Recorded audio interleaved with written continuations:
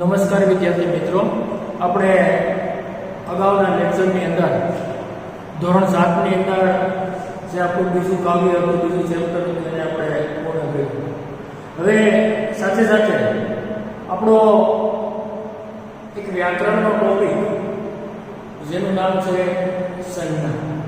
તો મિત્રો, ધોરણ 6 ની અંદર તમે લોકો संज्ञा विषय अथवा तो संज्ञा के भेद के बारे में कुछ पढ़ चुके हैं. यानी कि संज्ञा किसे कहते हैं, संज्ञा के भेद कौन कौन से होते हैं, अर्थात संज्ञा कोने कहवामां आवे, संज्ञाना प्रकारो क्या क्या है.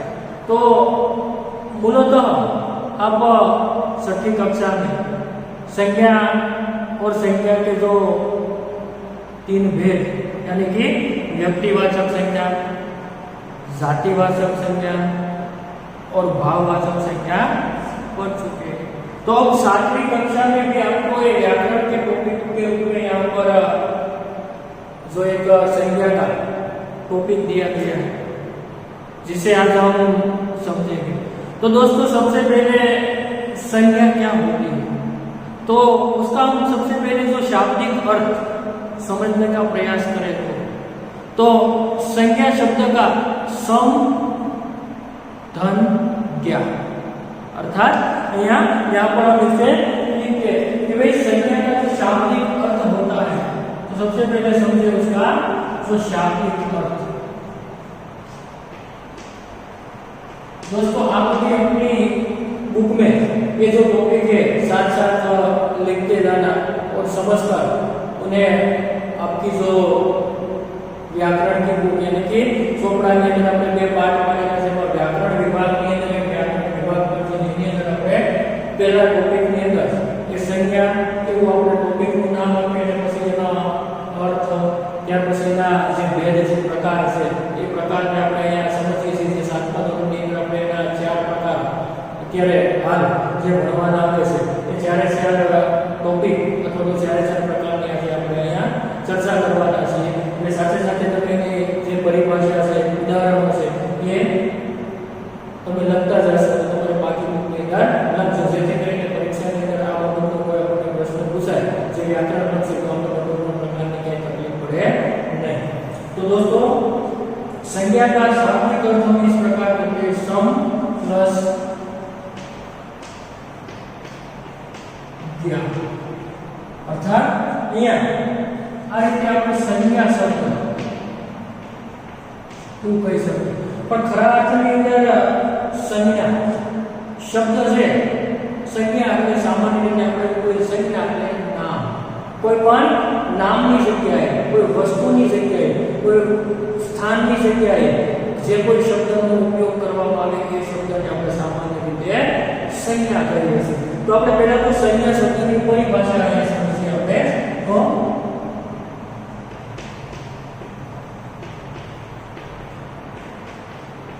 तो यहाँ पर एक जो शब्द किसी व्यक्ति, जो शब्द किसी व्यक्ति,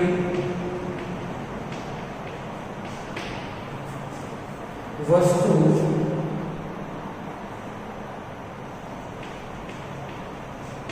व्यक्ति, वस्तु, भाव तथा भाव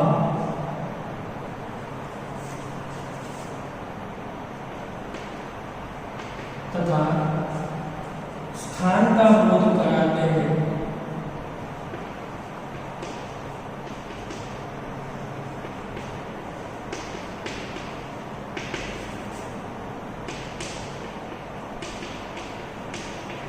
स्थान का बोध करते हैं उन्हें संज्ञा कहते हैं.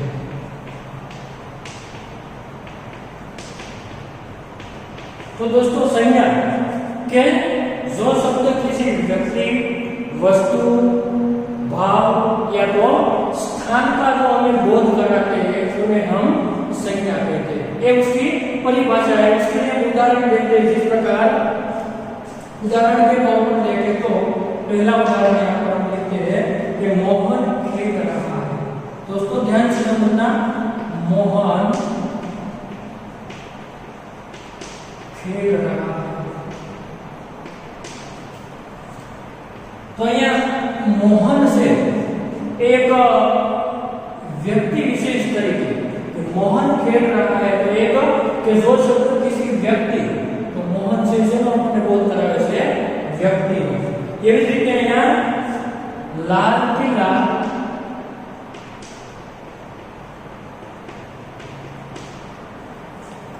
दिल्ली में स्थित है।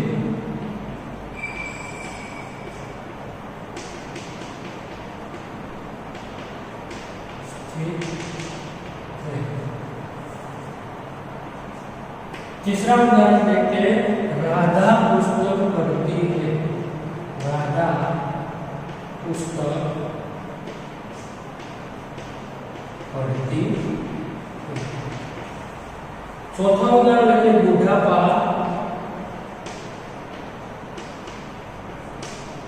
किसी को अच्छा नहीं लगता। હવે મિત્રો અહીંયા આજે ચાર ઉદાહરણ આપણને આપવામાં આવ્યું કે અહીંયા મોહન ખેલ रहा है तो અહીંયા लाल किला दिल्ली में स्थित है। तीसरा उदाहरण है राधा पुस्तक पढ़ती है और चौथा उदाहरण है बुढ़ापा किसी को अच्छा नहीं लगता। तो અહીંયા जो परिभाषा है जो शब्द किसी व्यक्ति वस्तु भाव तथा स्थान का बोध कराते हैं उन्हें हम संज्ञा कहें। तो मित्रों अपने ख्याल रखें मोहन शब्द से ये संज्ञा है कारण कि यहाँ अपने व्यक्ति નો બોધ કરાવે છે। શેનો બોધ કરાવે છે? કોઈ વિશેષ વ્યક્તિનો બોધ કરાવે છે। એવી રીતે લાલ કિલ્લા દિલ્હી શબ્દ છે તો દિલ્હી से આપણે શેનો બોધ કરાવે છે? અહીંયા स्थान। मित्रों खास ध्यान रखिए यहाँ तो लाल किला दिल्ली में स्थित है तो यह जो किसी वस्तु व्यक्ति या तो वस्तु भाव तथा दिल्ली शब्द છે એ સંજ્ઞા છે જેનો આપણે સ્થાનનો બોધ કરાવે છે। એવી રીતે અહીંયા राधा पुस्तक पढ़ती है तो पुस्तक एक वस्तु राधा पुस्तक ચોપડી વાંચે છે तो एक पुस्तक से एक वस्तु છે। એવી રીતે અહીંયા बुढ़ापा किसी को अच्छा नहीं लगता। तो दोस्तों यहाँ पर ये जो पुस्तक है वह वस्तु का हमें निर्देश करता है और बुढ़ापा।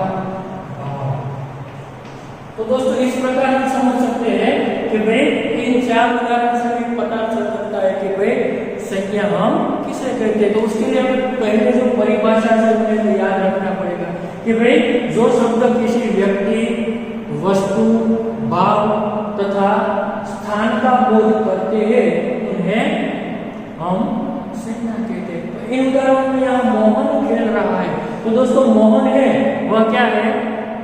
संज्ञा है, वह हमें व्यक्ति का बोध कराता है।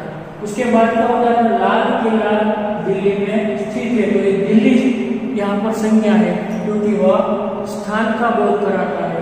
उसके बाद राधा पुस्तक पढ़ती है तो ये पुस्तक वस्तु એટલે કે આપણને વસ્તુનો બોધ કરાવે છે અને અહીંયા બુઢાપા किसी को अच्छा नहीं लगता। तो ये चौथा वाक्य है बुढ़ापा बूढ़ी अवस्था तो ये बुढ़ापा છે એ बुढ़ापाનો ભાવ છે એક અવસ્થા છે એક દિશા છે। એટલે આ પ્રકારે આપણે અહીંયા એ સંજ્ઞા શબ્દને ઓળખી શકીએ ખાસ કરીને કે જો શબ્દ किसी व्यक्ति वस्तु भाव तथा स्थान का हमें बोध कराते हैं उसी को हम संज्ञा कहते हैं। तो इस प्रकार सबसे पहले हम संज्ञा को इस प्रकार हम समझते हैं। उसके बाद दोस्तों संज्ञा के कुल यहाँ पर हमारे 7वीं कक्षा में 4 भेद हमें पढ़ना है। तो पहला भेद कौन सा है? तो हम यहाँ पर पहला भेद है व्यक्तिवाचक संज्ञा।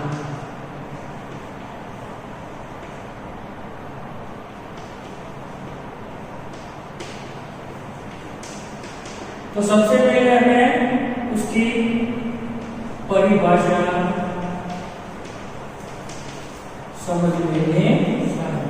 तो दोस्तों यहाँ पर व्यक्ति का महत्व होता है कि भाई जिस संज्ञा शब्द के किसी विशेष व्यक्ति वस्तु अथवा स्थान का बोध होता है उसे हम व्यक्तिवाचक संज्ञा कहते हैं। उसी तरह आनी जेम क्या यहाँ किसी व्यक्ति वस्तु भाव स्थान का बोध कराते हैं। यहाँ जिस संज्ञा शब्द से किसी विशेष व्यक्ति शब्द किसी विशेष व्यक्ति विशेष वस्तु अथवा तो विशेष स्थान नो बोध थाय એને આપણે व्यक्तिवाचक संज्ञा कहिए છીએ।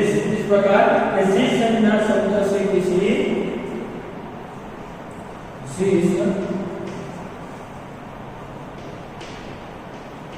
संज्ञा शब्द से किसी विशेष व्यक्ति किसी विशेष व्यक्ति स्थान किसी विशेष व्यक्ति स्थान वस्तु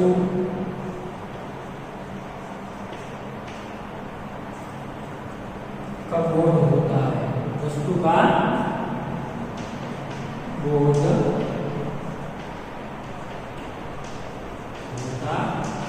है उसे व्यक्तिवाचक संज्ञा कहते हैं। मित्रों कि व्यक्तिवाचक संज्ञा वो जिस संज्ञा शब्द से विशेष व्यक्ति कोई विशेष व्यक्ति माटे कोई विशेष स्थान माटे कोई विशेष वस्तु माटे तो જ્યારે આપણને બોધ થાય ત્યારે આપણે એને શું સમજ્યું કે ભાઈ એને વ્યક્તિવાચક સંજ્ઞા કહેવાય। ફરી પાછું કે જે સંજ્ઞાની અંદર કોઈ વિશેષ વ્યક્તિ હોય કોઈ વિશેષ વસ્તુ હોય અથવા તો કોઈ વિશેષ સ્થાનનો જ્યારે આપણને સંદેશ મળે અથવા તો સ્થાનનો આપણને નિર્દેશ થાય અથવા તો બોધ થાય ત્યારે એવી સંજ્ઞાને આપણે વાક્યની અંદર બતાવી શકીએ કે આ વ્યક્તિવાચક સંજ્ઞા છે। એના માટે આપણે ઉદાહરણ લખીએ જैसे नर्मदा गुजरात की सबसे बड़ी नदी है। जैसे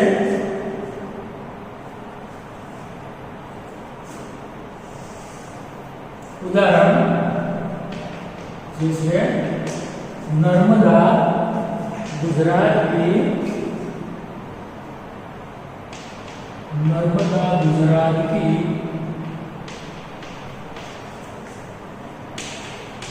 सबसे बड़ी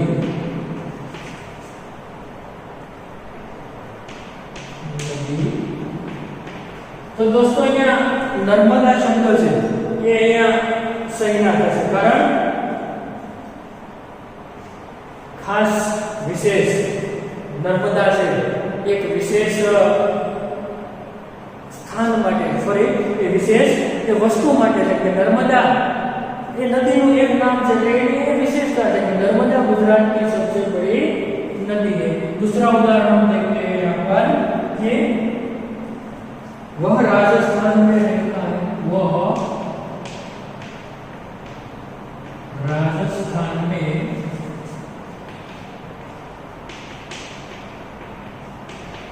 रहता है। तीसरा उदाहरण हम देखते हैं कि विराट कोहली क्रिकेट बहुत अच्छा खेलता है। विराट कोहली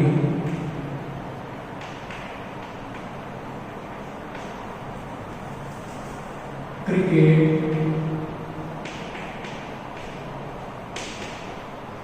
बहुत अच्छा खेलता है।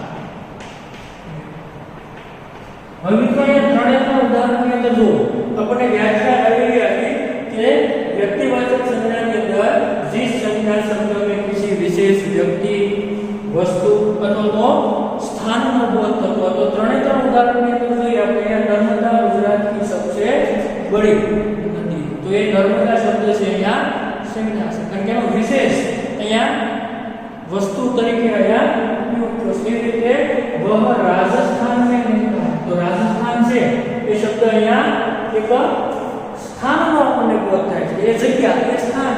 એવી રીતે અહીંયા વિરાટ કોહલી એક વ્યક્તિ વિશેષ કે ભાઈ वैसे खिलाड़ी तो बहुत सारे खेलते हैं पर विराट कोहली क्रिकेट बहुत अच्छा खेलता है. तो ये क्रिकेट રમવાની જે વિરાટ કોહલીની અહીંયા એક વ્યક્તિ તરીકેની વિશેષતા છે દર્શાવવામાં આવી છે.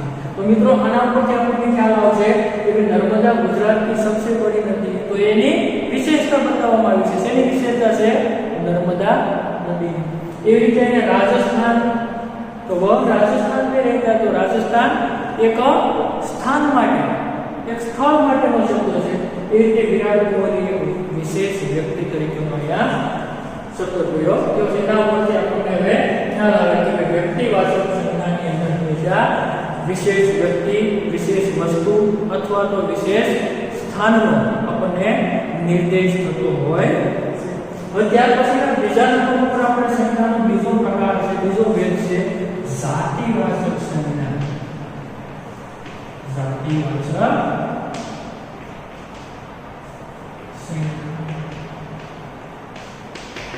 મિત્રો જેવી રીતે વ્યક્તિની વાચક સંજ્ઞાની અંદર વ્યક્તિનું મહત્વ છે, વિશેષતા છે, અહીંયા જાતિવાચક સંજ્ઞાની અંદર સંપૂર્ણ જાતિનો આપણને બોધ થાય.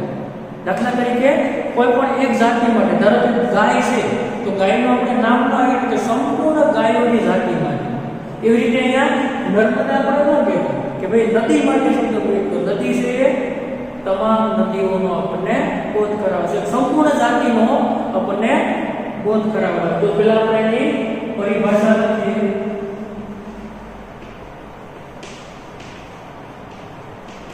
जहां जो शब्द संपूर्ण जाति का, जो शब्द संपूर्ण जाति का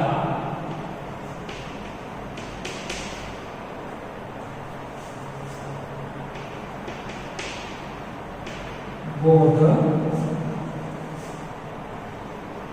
कराते हैं इसे जातिवाचक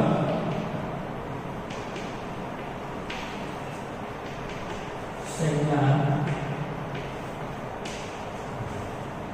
कहते हैं. तो मित्रों અહીંયા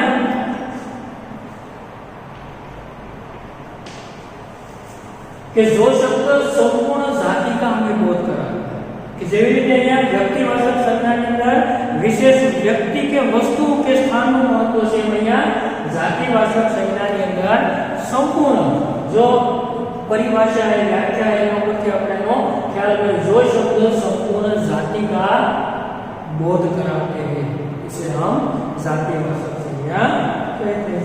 तो અહીંયા આપણે ઉદાહરણ લઈએ, जैसे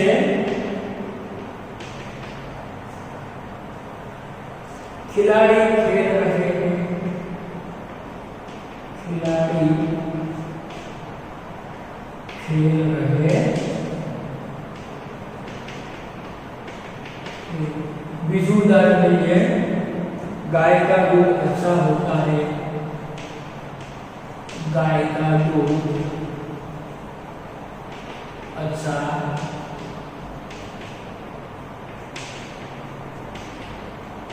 होता है. उदाहरण आप लीजिए, नदी को लोक माता कहते हैं, नदी को लोक माता कहते हैं. હવે મિત્રો અહીંયા ખાસ ધ્યાન રાખવું કે જે વ્યાખ્યા આપણે પરિભાષા સમજો કે जो शब्द संपूर्ण जाति का हमें बोध कराते हैं उन्हें हम जातिवाचक संज्ञा कहते हैं. तो खास तौर पर जातिवाचक संज्ञा ની અંદર અહીંયા આપણને ત્રણ ઉદાહરણ ખિલાડી ખેલ રહે. તો આ વાક્યની અંદર આ જે ખિલાડી શબ્દ છે એ શું છે? જાતિવાચક સંજ્ઞા છે. એવી રીતે અહીંયા ગાય, नदी के गाय को दूध अच्छा होता है, नदी को लोक माता कहते हैं. અહીંયા મિત્રો ખાસ કરીને દોસ્તો વ્યક્તિ વિશેષનો બોધ નથી, પણ ખિલાડી ખેલ રહે. તો ખિલાડી मतलब સંપૂર્ણ ખિલાડીઓ એટલે કે તમામ ખેલાડીઓના એક વર્ગ, એક જાતિનો આપણને બોધ થાય છે. કારણ ખેલાડી તો કોઈ પણ હોઈ શકે, ક્રિકેટનો પણ ખેલાડી હોઈ શકે, બેડમિન્ટનનો પણ ખેલાડી હોઈ શકે, કબડ્ડીનો પણ ખેલાડી હોઈ શકે, એ સિવાયની કોઈ પણ રમતનો ખેલાડી છે એ હોઈ શકે છે. ખેલાડી ખેલ રહા તો સંપૂર્ણ ખેલાડીઓની જાતિનો આપણને અહીંયા બોધ થાય છે. આ ખેલાડી શબ્દ છે અહીંયા જાતિવાચક સંજ્ઞા છે. એવી રીતે અહીંયા બીજું ઉદાહરણ છે ગાય કા દૂધ અચ્છા હોતા है. તો ગાય संपूर्ण गायों की जाति को अपन यहाँ बोध करे से, करके वैसे तो सभी गायों का दूध अच्छा होता है, ऐसा हमें बोध होता है, कोई एक गाय का नाम नहीं बताया, अपने वो कीधु है कि भाई गौरी नामक गाय का दूध अच्छा है, तो वो व्यक्तिवाचक संज्ञा बन जाएगी. पर अहिया अपने व्यक्ति माटे नाम નથી પણ સંપૂર્ણ ગાયોની જાતિનો આપણને અહીંયા બોધ થાય છે. એવી રીતે નદી કો લોકમાતા કહેते हैं, એટલે કે કોઈ એક નદીનું નામ નથી. જો એક નદીનું નામ હોય તો અહીંયા આપણે ઉપર લખ્યું નર્મદા ગુજરાત की सबसे बड़ी, કોઈ વ્યક્તિવાચક સંજ્ઞા થઈ ગઈ. પણ અહીંયા નદી કો લોકમાતા કહેते हैं, એટલે કે બધી નદીઓ, પછી એ નર્મદા હોય, ગંગા હોય, સિંધુ હોય, કાવેરી હોય, તાપી હોય, દરેક નદી છે એ લોકમાતા છે. એટલે કે સંપૂર્ણ નદીનો અથવા તો એ સંપૂર્ણ જાતિનો, નદીની તમામ જાતિનો આપણને અહીંયા બોધ થાય છે, તો તેનો ખ્યાલ આવે છે. એટલા માટે એ જાતિવાચક સંજ્ઞા કહી શકાય. ખ્યાલ આવી ગયો મિત્રો? આ રીતે વ્યવસ્થિત રીતે તમે પણ અહીંયા બે પાઠ કરેલા છે, આ પાઠ તમે લખી લીધો છે, અહીંયા લખો. અહીંયા અત્યાર સુધીમાં તમને એ ત્રીજો પ્રકાર છે એ આપણે અહીંયા હવે સમજીએ છીએ. ખાસ કરીને અહીંયા તો સંજ્ઞાના આપણે બે પ્રકાર છે, બે ભેદ છે. કે પહેલો આપણે સમજ્યા વ્યક્તિવાચક સંજ્ઞા, બીજો સમજ્યા જાતિવાચક સંજ્ઞા, અને હવે ત્રીજો જે પ્રકાર છે તેનું નામ છે ભાવવાચક સંજ્ઞા. તો મિત્રો અહીંયા આપણે ભાવવાચક સંજ્ઞાને હવે સમજીએ છીએ. ત્રીજો પ્રકાર છે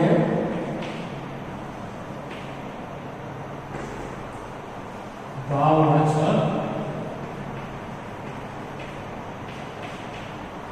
સંજ્ઞા. તો સૌથી પહેલા તો આપણે એની પરિભાષા આપણે સમજીએ કે ક્યાં આપણે કોઈ ભાવવાચક સંજ્ઞા કોને કહેવાય. તો जिस शब्द से किसी व्यक्ति, जिस शब्द से किसी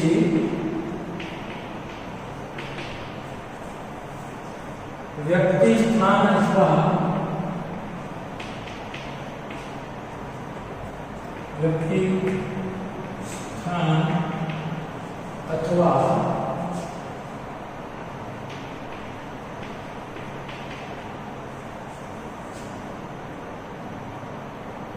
वस्तु के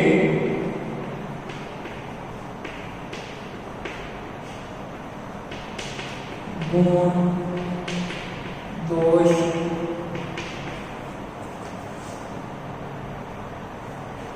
गुण, दोष, भाव दशा, आदि का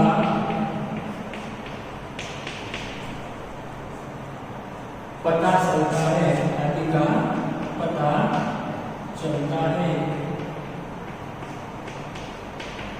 उन्हें, तो उसे भाववाचक संज्ञा कहते हैं.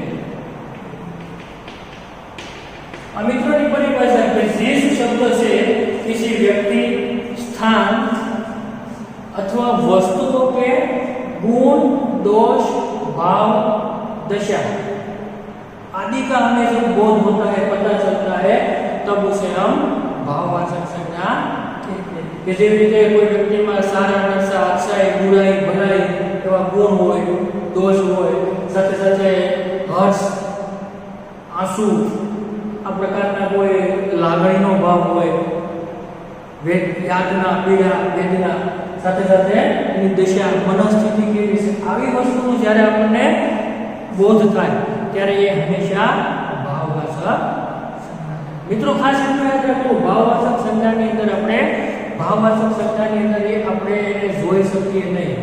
ભાવવાચક વસ્તુ કેવી હોય છે એને આપણે જોઈ શકતા નથી, પણ એને આપણે અનુભવી શકીએ. એટલે કે જે અનુભૂતિની વસ્તુ છે એ હંમેશા ભાવવાચક સંજ્ઞા હોય છે. એટલે કે એને અનુભવી શકાય, એને જોઈ કે સ્પર્શી શકાતું નથી.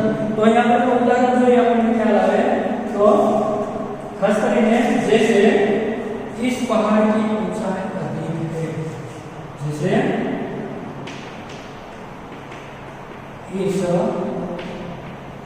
पहाड़ की ऊंचाई अधिक.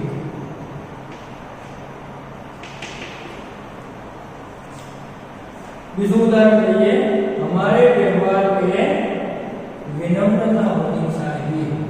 हमारे व्यवहार में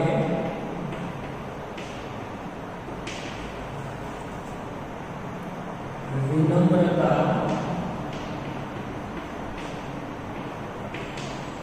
होनी चाहिए. तीसरा उदाहरण आपको लेंगे कि क्षमा वीरों का आभूषण है. क्षमा वीरों का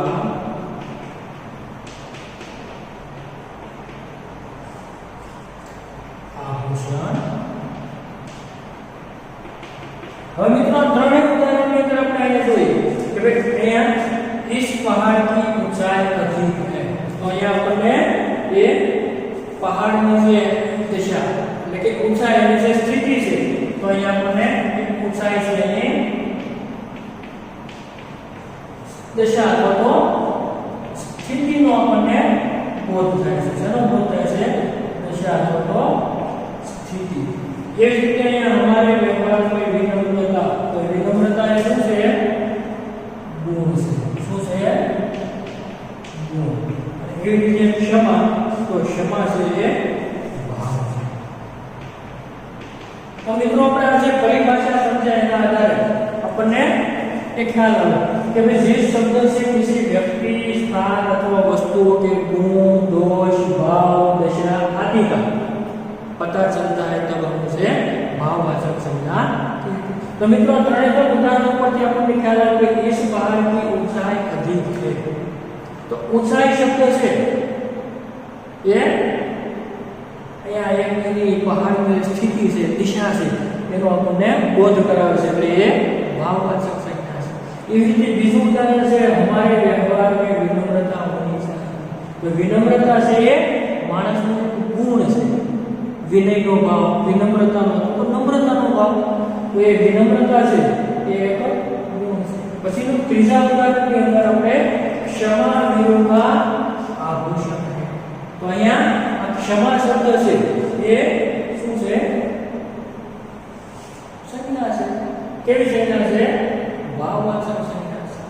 એટલે મિત્રો એના ઉપરથી આપણને આ કે ભાઈ ગુણ, દોષ, ભાવ અને દિશાનો જ્યારે આપણને બોધ થાય ત્યારે એ હંમેશા ભાવવાચક સંજ્ઞા હોય છે. તો મિત્રો આ રીતે આપણે આ ભાવવાચક એકદમ સરળ બાબત છે કે ભાઈ સંજ્ઞા છે જે તમે અગાઉ છઠ્ઠા ધોરણમાં જો શીખી ગયા છો, અહીંયા વિશેષ રીતે આપણે અહીંયા આગળ સમજીએ છીએ. આટલી જ વસ્તુ યાદ રાખવાની છે. જે શબ્દ કે કિસી વ્યક્તિ, સ્થાન अथवा तो वस्तु के व्यक्ति, स्थान की वस्तु, पहला આપણે વ્યક્તિ ભાષામાં એવું સમજાય કે વ્યક્તિ વિશેષની મહત્વ, किसी विशेष व्यक्ति के वस्तु के स्थान નું મહત્વ હતું. જ્યારે જાતિ ભાષાની અંદર વસ્તુ, વ્યક્તિ અથવા તો સ્થાનની સંપૂર્ણ કે એ જાતિ માટેનો અહીંયા ઉલ્લેખ હતો. એટલે જાતિવાચક સંજ્ઞા હતી અહીંયા ભાવ એટલે કે લાગણી, ખાસ કરીને ગુણ, દોષ અથવા તો દશા, ભાવ આ બધા લાગણી છે.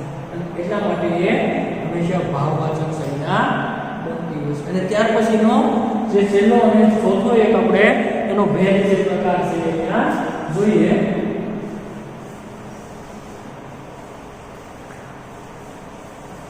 જે એકદમ સરળ છે, આપણને સરળતાથી એ યાદ રહી જશે કે ભાઈ સમૂહવાચક સંજ્ઞા. ચોથો શબ્દ છે પ્રકાર છે સમૂહવાચક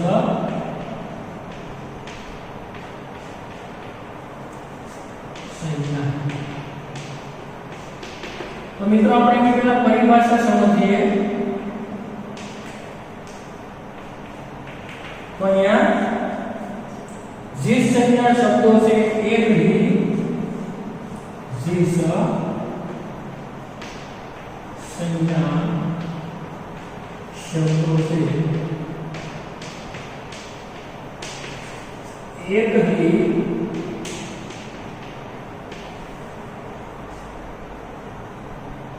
जाति के व्यक्ति या वस्तु एक ही जाति के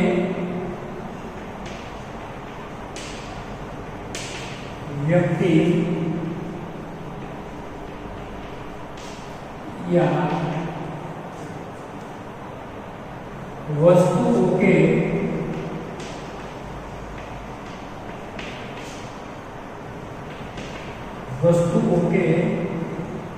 समूह का बोध होता है।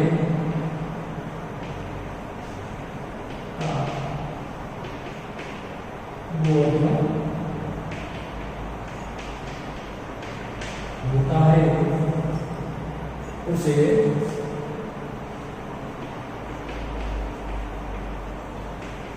समूहवाचक संज्ञा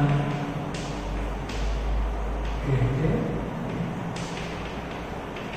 तो आज है मित्रों ने परिभाषा के जिस संज्ञा शब्दों से एक ही जाति के व्यक्ति वस्तुओं के समूह का बोध होता है। એટલે કે એક જ જાતિની વ્યક્તિઓ એક જ જાતિની વસ્તુઓ ની જ્યારે સંપૂર્ણનો સમૂહનો જ્યારે આપણને બોધ થાય ત્યારે આપણે એને સમૂહવાચક શબ્દ તરીકે સમૂહવાચક સંજ્ઞા તરીકે ઓળખીએ છીએ। જે છે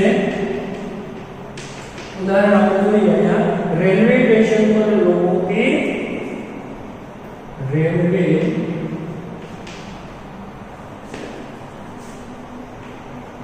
स्टेशन पर लोगों की भीड़ होती। बीजू उदाहरण नहीं आता है बच्चों की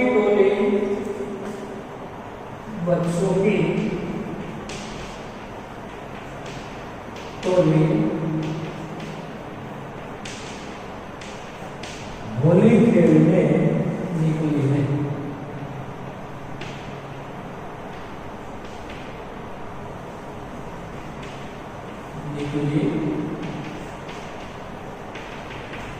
त्रीजू उदाहरण આપણે જોઈએ कि भारतीय सेना बहुत शक्तिशाली है।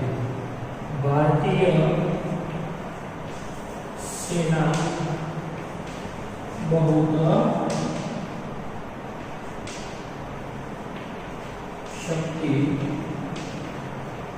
शक्तिशाली। હવે મિત્રો ખાસ જુઓ ત્રણેયના ઉદાહરણની અંદર આપણે અહીંયા કે ભાઈ संज्ञा से कि जिस संज्ञा शब्दों से एक ही जाति के समूह का जब हमें बोध होता है तब हम उसे समूहवाचक संज्ञा कहते हैं। रेलवे स्टेशन पर लोगों की भीड़ होती।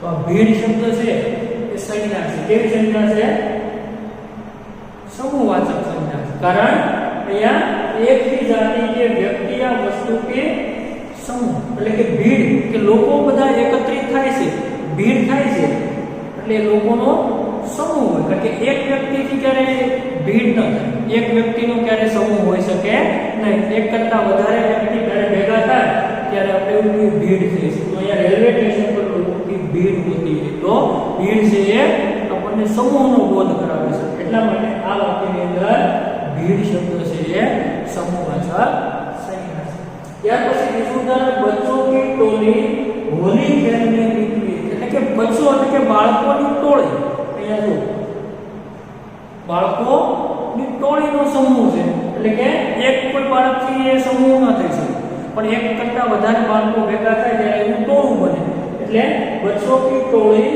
होली खेलने निकली એટલે કે બાળકોનું ટોળું છે એ હોળી રમવા માટે નીકળી છે એટલે અહીંયા ટોળી શબ્દ છે સમૂહવાચક શબ્દ।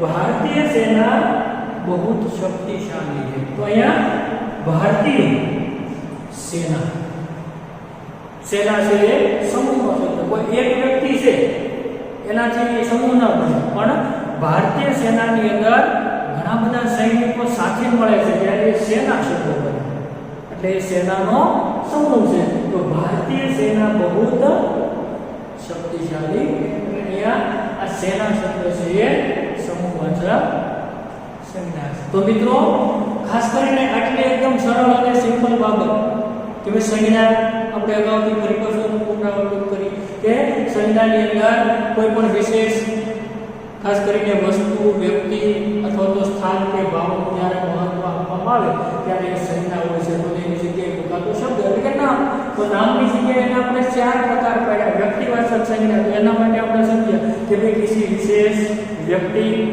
वस्तु या तो स्थान का हमें विशेष बोध होता है तो व्यक्तिवाचक संज्ञा होती है। ये जैसे जातिवाचक संज्ञा आपने समझा जेनी अंदर किसी वस्तु या तो किसी व्यक्ति, वस्तु या तो स्थान का कोई विशेष जाति का हमें बोध होता है, तो कोई विशेष जाति माटे हो सकता है।